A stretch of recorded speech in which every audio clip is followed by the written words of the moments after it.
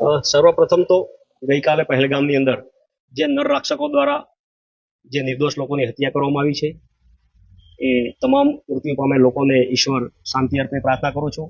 સાથે સાથે ગઈકાલે મારા મત વિસ્તારમાં આંદલજાની અંદર પોલીસ પ્રોવિઝન વગર વકફ બોર્ડનો જે કાયદો આ દેશમાં બનાવેલો છે એ કાયદાના વિરુદ્ધમાં અને યુસીસી નો કાયદો જે બનવા જઈ રહ્યો છે એના વિરુદ્ધમાં નાના નાના બાળકોને ભેગા કરવામાં આવ્યા, મહિલાઓને ભેગા કરવામાં આવી.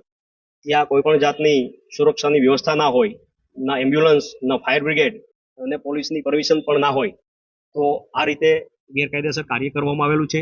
અને એટલા માટે હું આજે પોલીસ કમિશનર સાહેબને રજૂઆત કરવા માટે આવ્યો છું કે સાહેબ, આ જાહેરનામા ભંગ કરવામાં આવેલો છે.